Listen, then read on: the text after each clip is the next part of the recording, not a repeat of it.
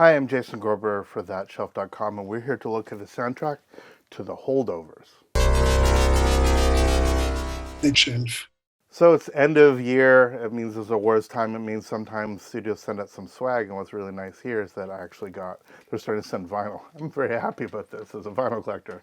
I think some of my colleagues are having a hard enough time actually realizing that they can play Blu-ray, and they don't have a player for that. Don't get me started.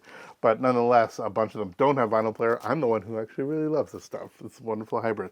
And I really love this movie. This is absolutely one of my favorite films of the year. I didn't love a lot of Alexander Payne before this. Particularly things like Sideways I thought were fine, but I think I might have either aged into it or there's something about it. But my expectations for this was I thought it was going to be what the first hour of this movie is, basically. If you're watching the first hour, you're like, okay, this is what I thought I was going to get. And then it sort of gets into another gear, and that's what I really loved about it. Now, one of the things about it, because it's this sort of weird periody piece thing that's going on, is that there's some cool tracks on it. So we get to actually listen to these in one of these old school soundtracks. The painting itself is amazing. That thing of Giamatti looking just positively stunned. You know, the background artwork absolutely could be on something like The Graduate, that kind of thing. Now, unfortunately, mine's a little bit dinged. It got a little bit mushed up in the packaging and the shipping, but there are worse things to have happen. As it says, with holiday hits by the Temptations, Herb Alpert, and the Tijuana Brass, the Swingle Singers, and Eddie Williams. Once you get the Swingle Sisters involved, we're in for a party. Then, obviously, featuring the Allman Brothers Band, Tony Orlando Dawn, Shocking Blue, and Kurumbin, which I don't even know what that is, but I probably should, but I will find out. Yeah, so here we have the sort of the background, as I said, sort of the back fold, very much in line with the sort of classic artwork. Stereo, long play LP 33 RPM, suitable for mono. Wasn't that nice to know? It's shot on film and it's suitable for digital projection, so if we want to think about it that way. But let's crack it open and see what actually the record looks like for those that are interested in collecting such things.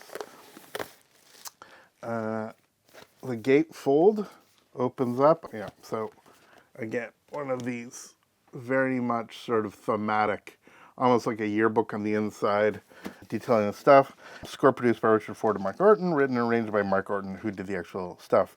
Paul Giamatti plays Paul Hunnam, the poor wall-eyed SOB stuck babysitting the Holdovers.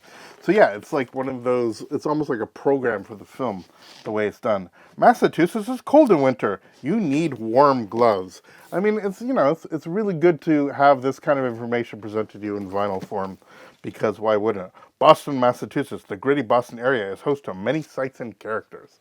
Yeah, exactly the kind of thing that you could actually see back in the day. Now, inside here, we have printed sleeves, not polylined, but whatever. You know my rant about that. We have Alexander Payne's quote, one of the most important elements in quality motion pictures making is music. It stimulates emotional values in a drama and paces a comedy. It sounds like, please write an essay about why music's important.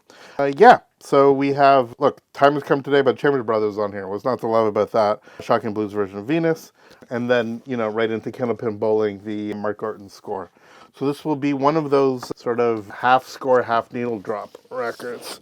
It is a black vinyl, nothing too fancy there, but it looks okay. There's some sort of murkiness, a little bit of surface marking. I don't think we got this as a particularly, quote-unquote audiophile release. It is done on backlot music, which is interesting.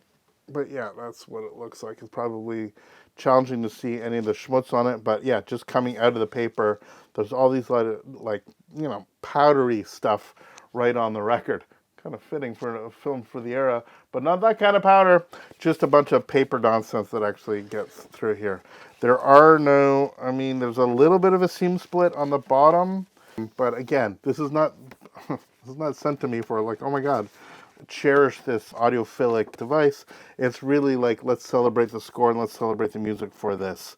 Yeah, it's got The Wind by Cat Stevens on it. If that's not indicative of echoing the films of the era, the Mike Nicholsonian films, I don't know what would be. And there's Giamatti and Christmas Tree,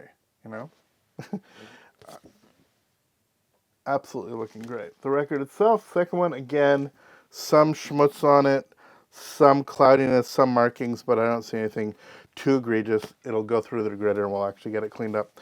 But there you go. There's a quick look at one of the great films of the year and the soundtrack to one of the great films of the year, The Holdovers. Please check out this film. It's really, really tremendous.